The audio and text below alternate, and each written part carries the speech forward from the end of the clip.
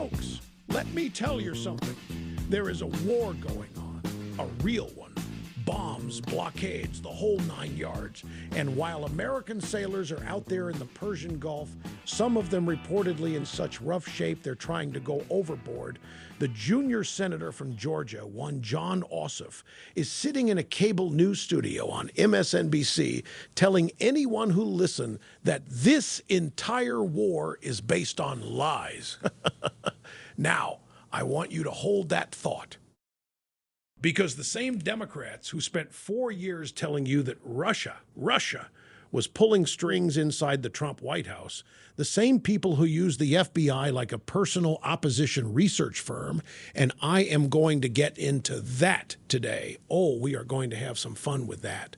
Those same people are now out here doing their best Jane Fonda impressions, calling an American military operation a fraud. They never change. They just find new microphones. And we've got the Fauci story. Folks, the text messages are out.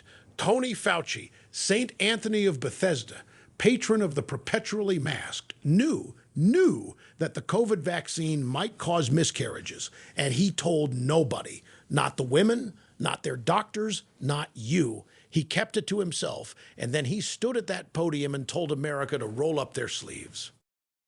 We'll get into that too.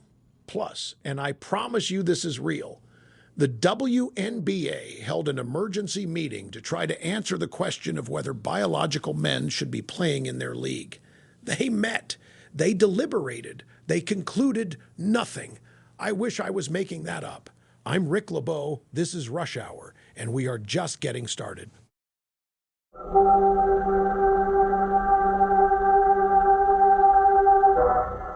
All right, my friends, settle in. We are going to talk about Iran.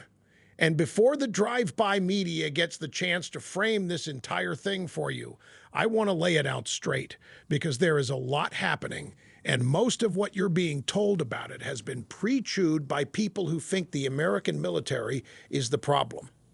Here's what we know. The United States and Israel launched strikes on Iran back at the end of February. You have a naval blockade in place, what the administration is calling a wall of steel.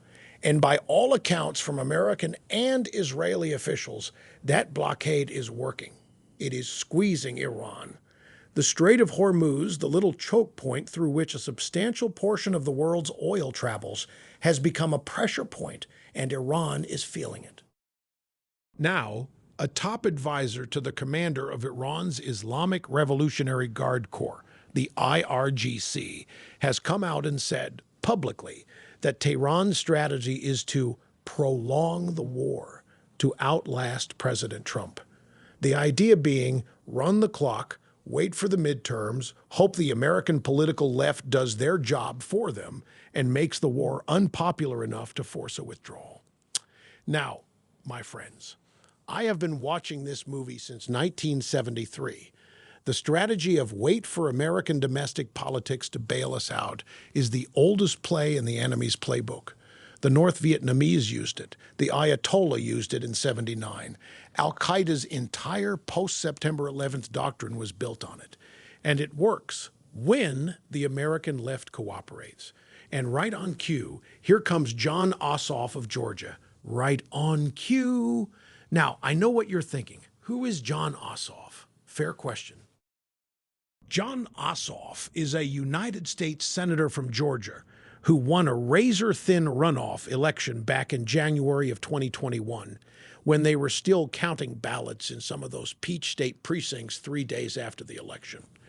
He is, and I want to be precise here, a man whose entire career has been funded by Hollywood money, who has never run anything, built anything, or employed anybody. He is basically a press release in a suit. And Senator Press Release went on MSNBC, folks, which I sometimes call MS Now because the audience is roughly the same, and he declared this entire war is based on lies.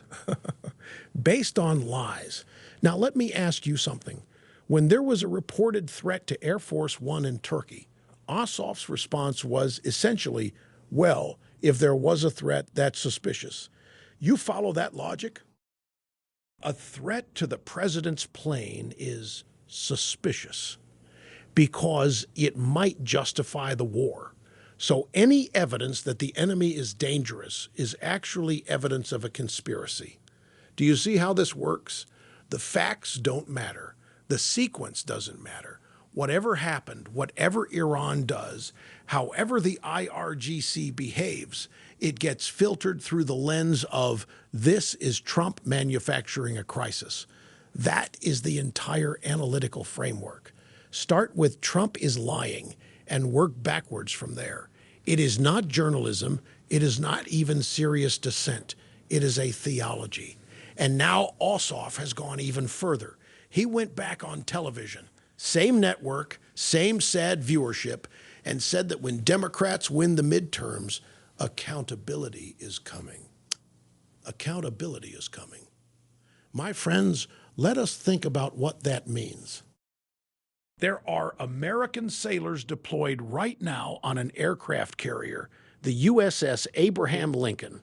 And if you've been following the news, Democratic lawmakers are actually demanding a Pentagon briefing because the mental health situation on that ship has apparently gotten dire. Multiple reports of sailors in crisis, an extended deployment, the grind of a real military operation. Now, the Democrats' response to that is not get these sailors home quickly by winning decisively. It is not support the mission so our guys can come back sooner. Their response is hold oversight hearings about conditions on the ship, which, if that's your move, you are basically saying drag this out, document the suffering, use it as a campaign prop in November. Meanwhile, the IRGC advisor is sitting in Tehran reading these headlines and feeling great about his career choices. Now let me give you the extended picture here because this is important. Iran's mullahs have a fundamental problem that no amount of missiles or naval maneuvering can solve. What is the Iranian government at its core? It is a theocratic regime that has been promising its people for going on 5 decades now that the Islamic Revolution will deliver them dignity, prosperity, and justice. What has it actually delivered? Inflation that would make the Weimar Republic wince, a currency worth roughly nothing, a brain drain where every young Iranian who can get out, gets out. The mullahs have been unable to deliver anything except hatred of Israel, hatred of America, and more mullahs. This is the thing about theocracies and socialist regimes, and they're closer cousins than people realize. They cannot admit failure. Because if your government is premised on ideological or religious perfection, then any failure of outcomes is someone else's fault, always. The American blockade, the Zionists, the CIA, the weather. The failure is always external, and the external enemy must be kept alive, must be kept relevant, must remain the explanation for every problem forever. Which is why I say to you with the full confidence of a man who has been right about these things more times than I can count, and I do not say that with false modesty because I have none, the war with Iran is not fundamentally about missiles. It is about whether the regime survives the peace. Because if this thing ends and Iran opens up and people can actually leave and the mullahs are pushed out of power, that regime does not exist anymore. They know that. They know it. The blockade is working. The pressure is working. And the Iranian strategy of outlasting Trump only works if our own Senate Democrats hand them the win. One more thing before I move on. The FBI story. Oh, this one. Folks, reporting has surfaced that the FBI, under previous management, let's say, labeled Mike Pompeo and Bill Barr as, quote, conduits of Russian disinformation. Mike Pompeo, the Secretary of State of the United States, Bill Barr, the Attorney General of the United States, labeled by the Federal Bureau of Investigation as conduits, meaning pipelines, meaning useful tools for Russian propaganda. Now, think about the audacity. Think about what that actually means operationally. If you label a sitting Secretary of State as a Russian disinformation conduit, you have just given yourself the legal and bureaucratic justification to surveil, to investigate, to intercept communications involving the top diplomat of the United States government. And people wonder how the Russia hoax lasted as long as it did. People wonder how Carter Page ended up with a FISA warrant.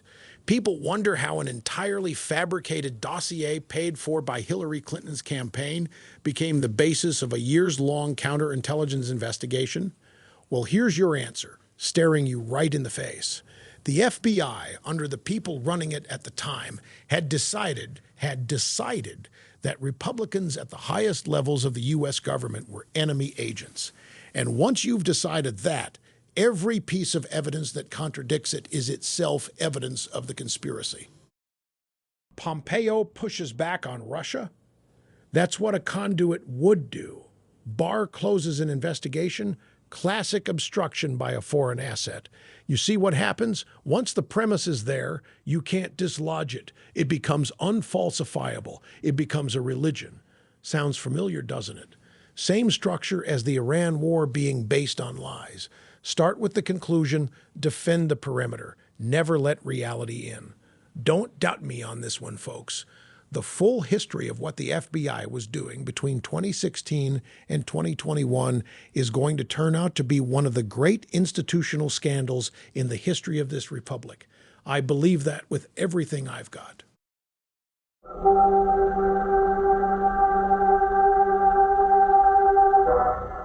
All right, the roundup. Let's move quick here. I've got 3 for you. First up, Anthony Fauci. Saint Anthony. You know, this man was on magazine covers. He got the Presidential Medal of Freedom.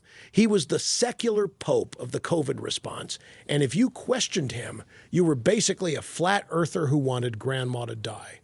Well, newly released text messages from Fauci's government phone, note, government phone, meaning you own it, meaning it belongs to you, the taxpayer, show that back in January of 2021, as the vaccines were being rolled out, Fauci privately raised concerns that the COVID vaccine could potentially cause miscarriages. He told nobody.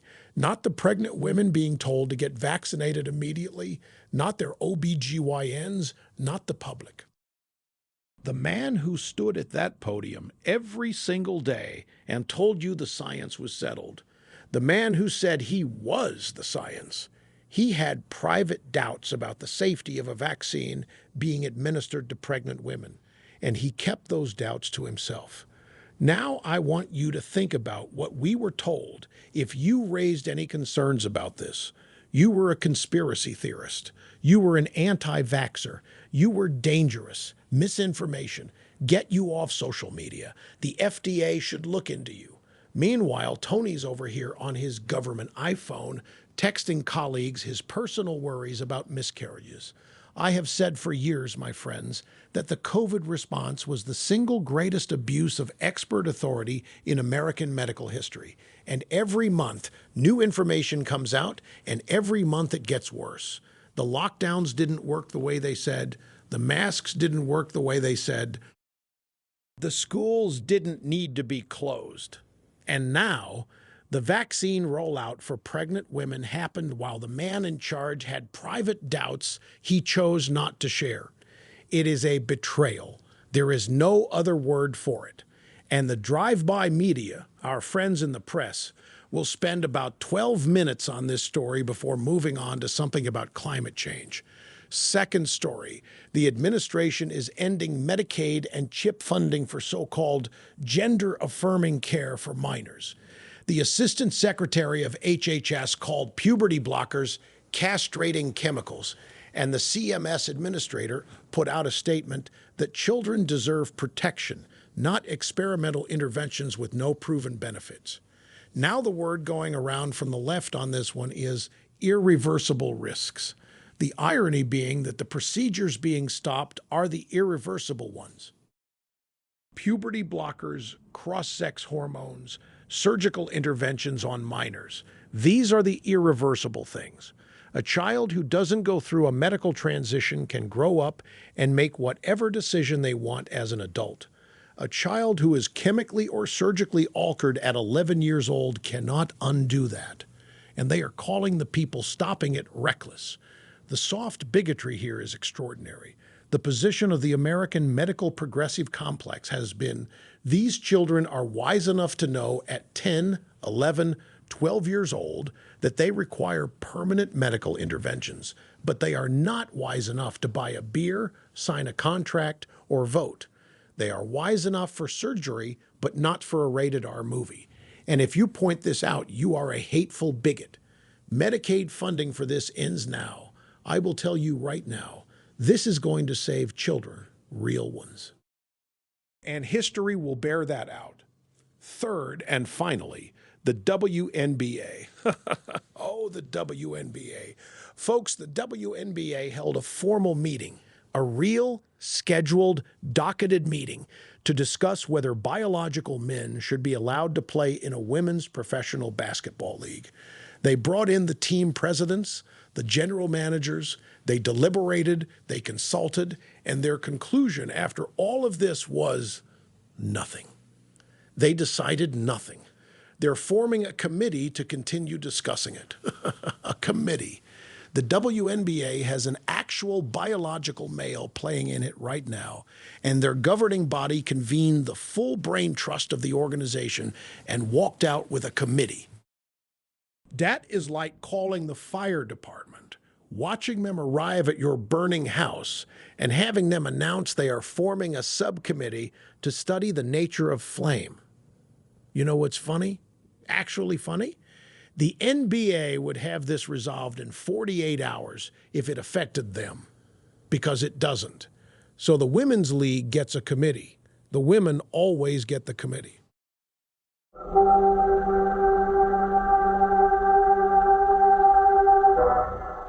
My friends, before I let you go today, I want to leave you with something. We have talked today about a war in Iran where our own senators are running interference for the enemy. We've talked about an FBI that was labeling cabinet officials as Russian spies. We've talked about Anthony Fauci hiding safety concerns from pregnant women while preaching from his podium.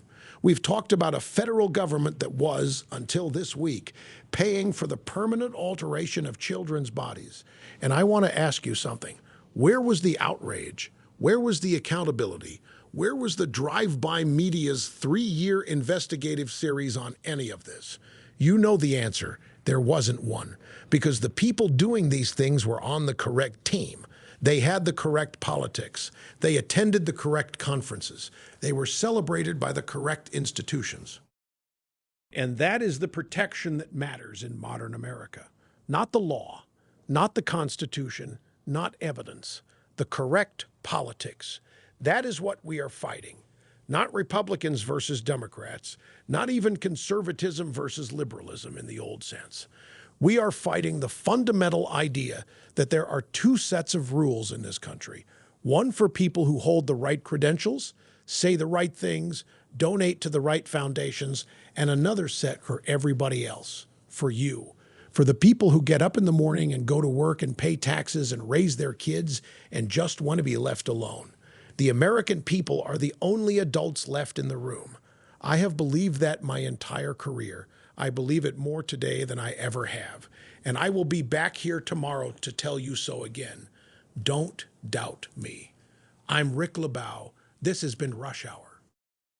Same time tomorrow if they let us back on.